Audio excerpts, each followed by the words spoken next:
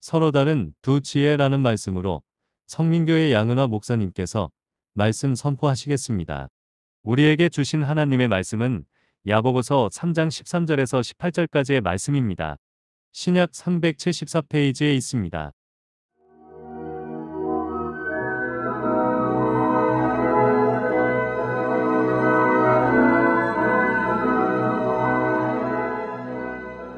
너희 중에 지혜와 총명이 있는 자가 누구냐? 그는 선행으로 말미암아 지혜의 온유함으로 그 행함을 보일지니라. 그러나 너희 마음속에 독한 시기와 다툼이 있으면 자랑하지 말라. 진리를 거슬러 거짓말하지 말라. 이러한 지혜는 위로부터 내려온 것이 아니요 땅 위의 것이요 정욕의 것이요 귀신의 것이니 시기와 다툼이 있는 곳에는 혼란과 모든 악한 일이 있습니다.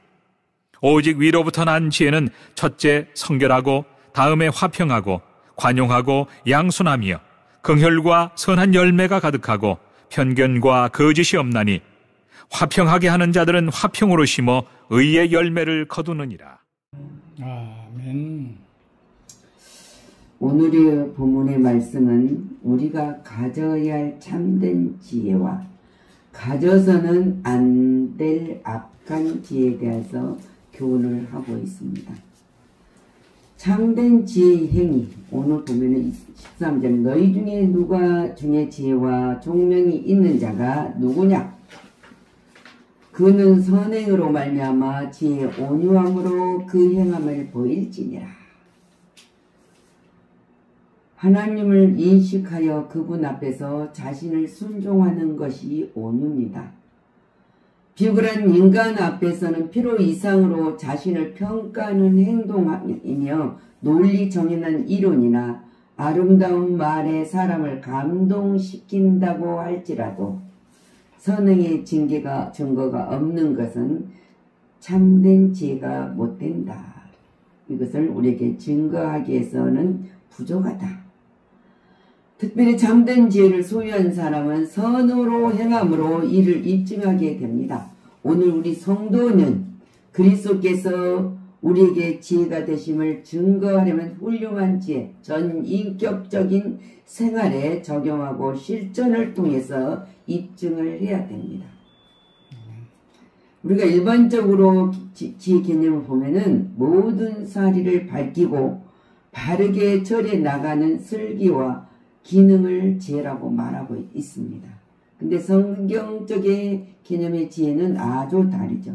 구약 성경의 개념을 보면은 잠언 9장 10절입니다. 여호와를 경외하는 것이 지혜의 근본이요 거룩하신 자를 아는 것이 명철이니라. 신약에서는 고린도전서 1장 24절 오직 부르심을 받는 자들에게는 유대인이나 헬라인이나 그리스도는 하나님의 능력이요 하나님의 지혜니라. 오늘 또 고린도전서 1장 30절 너희는 하나님으로부터 나서 그리스도 예수 안에 있고 예수는 하나님으로부터 나와서 우리에게 지혜와 의로움과 거룩함과 구원함이 되셨으니 이 예수 그리스도는 하나님의 능력이며 지혜인 동시에 우리들의 지혜라고 하였습니다. 그래서 우리는 그 예수님이 우리에게 전달해 준 그 살아온 이 땅에 온전히 하나님 말씀에 순종했던 그분의 삶을 우리가 본받아야 됩니다. 그러면 우리는 하나님의 주신 지혜로 살아갈 수 있습니다. 그러면 먼저 아래로부터 세상적인 지혜가 있다고 그랬는데 그 지혜는 무엇인가 그랬어요.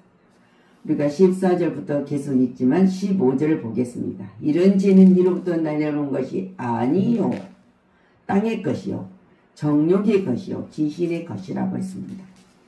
이같이 세상의 지혜의 사문은 첫째는 악독이요 둘째는 분쟁과 다툼이요 셋째는 진리를 거스르는 악독이라고 했습니다. 혼란에게 무질서와 평화를 파괴하는 것이라고 했습니다. 하나님을 경외하며 그분의 영광을 이해하는 것이 아니라 인본주의적인 것을 말하고 있습니다. 하나님의 뜻을 거스려 범죄하는 것을 말하고 있습니다. 정욕인 것인 지혜는 타락한 본성의 지혜며 성령을 받지 못한 자들의 지혜입니다. 세상적인 지혜를 갖다. 그래서 유다는 이렇게 증언해. 1장 19절에 사람들은 분열을 일으키는 자며 육체에 속한 자며 성령이 없는 자니라.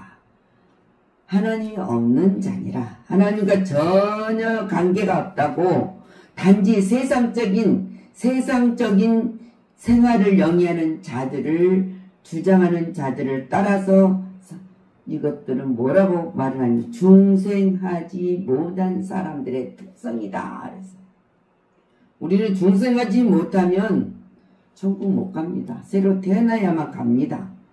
그런데 이런 소위에서는 안 되는 지혜가 세상적인 지혜다는 것을 지금 분명하게 말하고 있습니다. 이것은 정욕적이고 마귀적이다. 정욕적이고 마귀적이다.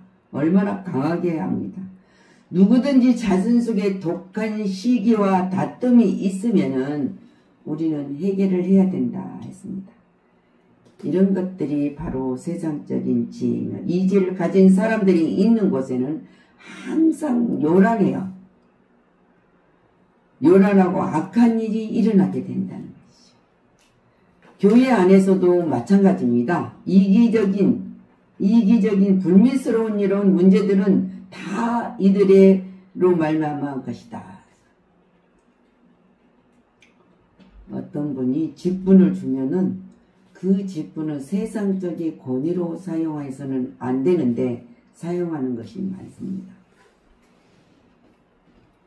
그래서 그 직분을 가지면 그냥 내가 교회의 주인이 된 것처럼, 그래서 아주 요란스러워요. 문제를 일으킨단 말입니다. 근데 우리가 16절 보면 다툼이라는 교회 안에서 불안과 무질서를 의미하는 것인데 이것을 누가복음 21장 9절에 이렇게 말해요. 난리와 요소와 소문을 들을 때 두려워하지 말라. 이 일이 먼저 있어야 돼. 끝은 되지 아니하니라. 우리는 세상 사람들이 살아가면서 말세야 합니다. 근데 말세 아니에요. 세상이 악해서 그렇지. 악하고 내가 보는 것을 선한 마음을 품고 있으니까 악한 것을 본 거예요. 악한 것을 우리 같이 악해 있으면은 절대 선한 마음을 갖지 않으면 악한지 몰라요. 모르니까 미워하고 시기하고 질투하고 자기가 누군가 앞에서 지배하려는 그 강한 것으로 사람들을 돕습니다. 지배하는 거를 볼까요? 근데 이로부터 난 지혜는 다릅니다. 오직 이로부터는 이 지혜는 원천은 저 하늘이요. 그래서 하나님께 근원을 두고 있다는 것을 말하고 있습니다. 이 지혜 자체가 그리스도라고 하였습니다. 우리는 그리스도를 통해서 이와 같이 이로부터 난 지혜, 본질과 성격을 우리가 여러 가지 봅니다. 17절 성결 첫번 화평이요 간용이요 양순이요 국률과 선은 열매이고 공평이요 거짓 없는 진실이라고 했습니다. 하나님부터 온 것은 온전한 화평입니다. 화평이지 분열이 아닙니다. 하나님이 우리를 국률과 자비를 베풀어 주지 아니하셨더라면 감히 우리가 하나님을 아버지라 부를 수도 없고 그 하나님의 계획 속에 예수 그리스도가 십자가에서 죽었지 않았더라면 우리는 영원히 죄로 죽은 자 그대로 있었습니다. 근데 예수 그리스도께서 이 땅에 오셔서 제일 낮은 천한 몸으로 오셔서 우리를 위해서 다 이뤘다 선언하여 주셨습니다. 그래서 우리는 선한 열매를 맺는 자들이 되었다. 그래서 우리는 선행을 힘쓰는 지혜를 가진 자가 되어야 된다. 지혜가 있어야 돼요. 선행을 힘써서. 히브리 기자는 10장 24 서로 돌아보아 사랑과 선행으로 격려하라 그랬어요. 격려하라.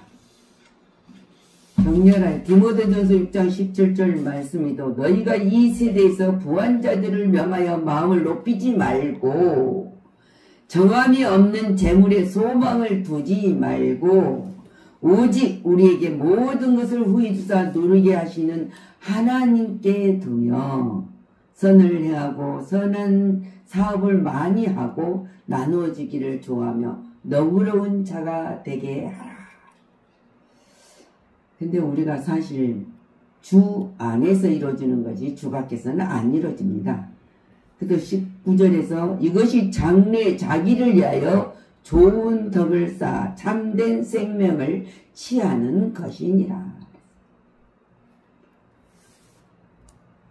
에베소서 2장 10절에도 증언합니다. 우리는 그가 만드신 바라 그리스도 예수 안에서 선한 일을 위하여 지으심을 받은 자니 이 일은 하나님이 전에 예비하사 우리로 그 가운데에서 행하게 하려 하심이라. 예수 안에서요. 세상적으로 우리가 살아간 모든 주의 환경과 여건 속에서는 이 일을 못합니다. 근데 예수 안에서. 그래서 우리가 힘써야 하는 선행이 중심이 돼야 된다는 거예요. 이 지혜를 가진 사람들이 교회 안에 많아야 돼요. 그리고 이 사회에도 많아야 되고 내가 일터에도 많아야 된다는 것이죠. 예수 믿는 사람들은 자기 자신의 자체 속에서 느껴져야 된다는 것이죠. 그래야만 공동체가 구실을 하게 됩니다. 그리고 불행하게 되는데 교인은 근데 어떻습니까? 이기심과 금욕주의가 나타나고 있는데 우리는 그곳에 경계해야 된다는 거예요. 참된 지혜는 하나님께서 주시는 참된 지혜는 가정을 살립니다. 그리고 교회를 섬기면서 살립니다. 그리고 나라가 살찌워져야 된다는 것입니다. 우리 그리스도인들은 주먹으로 대적하는 것이 아니라 주 안에서 선한 행실로 나라를 살려야 됩니다. 그리고 싸워야 돼. 그리고 살찌게 해야 된단 말입니다.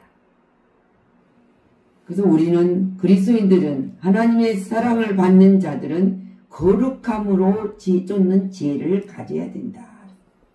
그래서 베드로전서 1장 15절 오직 너희를 부르신 거룩한 이처럼 모두에도 모든 행실을 거룩한 자가 되라. 기록되었으되 내가 거룩하니 너희도 거룩할지니라 하셨느니라. 우리는 주님의 안에서 거룩함을 입는 자들입니다. 우리 스스로 거룩해진 것이 아니라 거룩함을 입는 자가 되었다. 그래서 베드로서 3장 11절 이 모든 것이 이렇게 풀어지리니 너희가 어떠한 사람이 되어야 마땅하냐? 질문입니다. 그것은 거룩한 행실과 경건함으로 하나님의 날이 임하기를 바라보고 간절히 사모하라. 그날이 하늘이 붉게 타서 부러지고 물질이 뜨거운 불에 녹아지리니 우리의 소망은 천국의 시민권으로 살고 있습니다. 근데 분명히 마지막 날은 있습니다. 이 땅에 영원토록 살지 않습니다. 건강하니 어떤 사람은 잘 살다 보니까 80대를 사니까 내가 90이 넘어서 100세까지 살 수 있을까? 근데 그거야 하나님이 살게 하면 살겠죠. 근데 우리는 내가 얼마만큼 살아야 되겠다. 얼마만큼 살 수 있을까? 염려할 것도 걱정할 것도 없습니다. 모든 생사화복은 하나님이 주관하고 계신다고 하셨으니까 하나님이 필요하면 필요한 만큼 이 땅에 두시고 쓰시겠죠. 그래서 우리 데살로니가 전서 4장 3절에 하나님의 뜻은 이것이니 너희의 거룩함이라. 그래서 음란을 버려라. 세상 모든 그 지혜를 버려라. 그리고 우린 너희 보면은 덕을 세우는 지혜를 가져라. 덕을 세우는 지혜를 가져라. 로마서 15장 1절 믿음이 강한 우리는 마땅히 믿음이 약한 자의 약점을 담당하고 자기를 기쁘게 하지 아니할 것이니라. 나를 기쁘게 해서 어려운 사람의 모든 것을 담당하는 것이 아니라는 것이잖아. 담당하는 것이 아니라 2절에 우리 각 사람이 이웃을 기쁘게 하되 선을 이루고 덕을 세우도록 할지니라 그랬어요.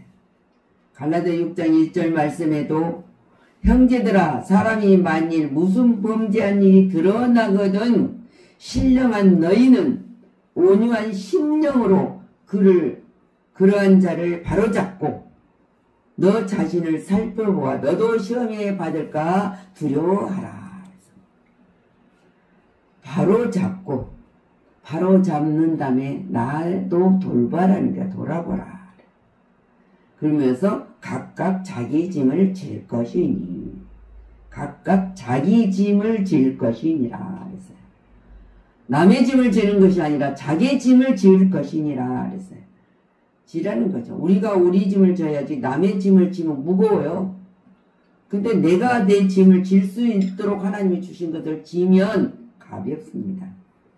근데 뭐라고 할 수 있습니까? 무거운 짐진 자들아 다 내게로 오라. 내가 너에게 쉼을 얻게 한다겠어요. 주 안에서 각자의 맡은 짐을 질 수 있다. 지게 하시는 하나님 안에서입니다. 그래서 고린도전서 8장 10선 그러므로 만일 음식이 내 형제를 실족케 한다면 나는 영원히 고기를 먹지 아니하며 내 형제를 실족하지 않게 하리라.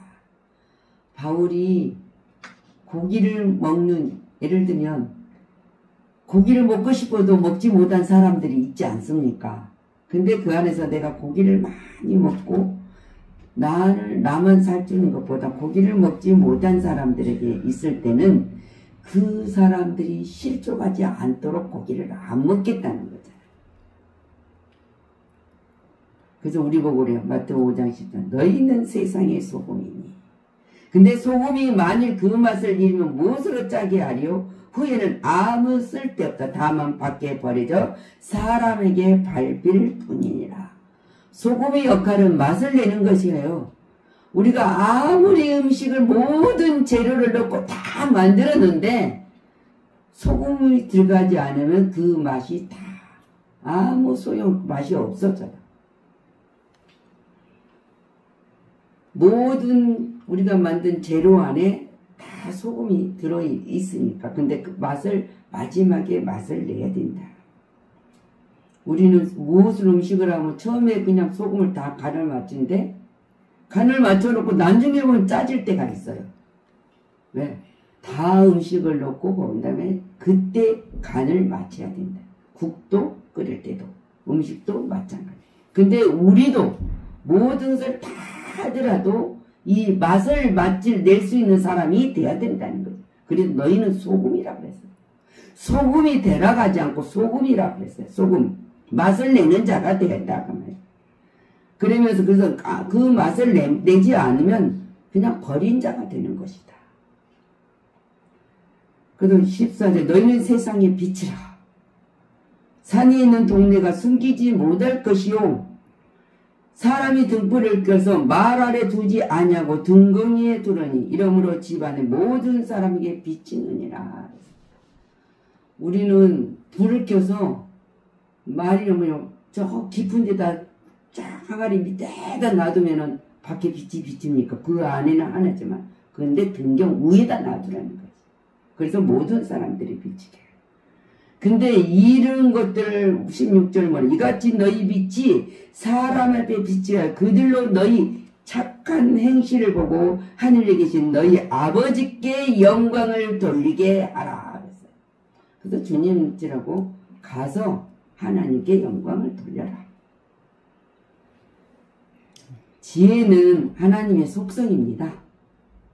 그리고 하나님께서는 천지를 창조하시고 타락한 인류를 구원하셨습니다. 인간의 죄는 하나님의 영광과 창조의 신비를 가리고 구속의 대상이 되게 하셨단 말입니다. 우리가 죄를 범했으므로 하나님의 절대 세력은 하나님의 구속 사역을 끊임없이 방해합니다.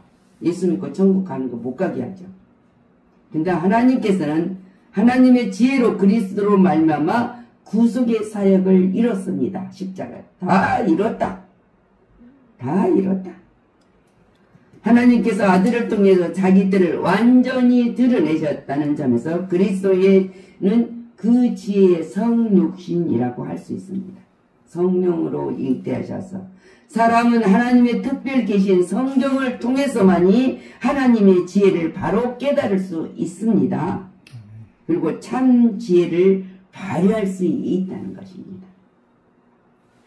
우리 기독 신자들은 이로부터 난 지혜의 소유자가 돼서 또한 예수 그리스도 안에서 영접하고 예수 그리스도를 소유하고 주 안에서 모든 것을 생각하고 처리하고 결정할 수 있는 참된 지혜를 가진 성도가 되시기를 그리스도 이름으로 축원합니다. 아멘. 기도합니다. 내일 일을 너희가 알지 못하는도다. 너희 생명이 무엇이냐? 너는 잠깐 보이다가 없어진 안개니라 하였습니다. 우리가 주님의 뜻을 알고 살기도 하고 또 이것이나 저것이나 모든 것을 할 수 있을 때도 주 안에서 행할 수 있도록 말씀으로 특별 계시로 우리에게 주셨습니다. 근데 우리는 그 특별 계시 속에 벗어나서 세상에 뭐 가진 것으로 하려고 노력할 때가 얼마나 많은 건지 그러기 위해서는 분열이 일어납니다. 일치가 안 됩니다.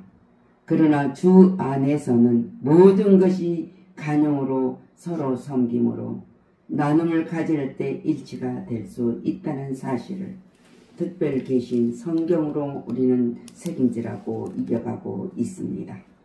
오늘 야고보가 주는 이 말씀을 다시 한번 내가 세상적인 정욕적인 지혜로 살았다면 돌아서서 회개하는 심령으로 하나님의 지혜를 얻어서 세상을 정복하게 하여 주시옵소서. 모든 것이 주님의 은총했음을 고백하고 내가 죄와 허물로 죽었던 사실을 잊지 말고 하나님의 은총으로 우리가 영생을 얻어 소망 있는 자로 이 땅에 살고 있다는 그 사실 속에 믿음을 굳건히 지키게 하여 주시옵소서.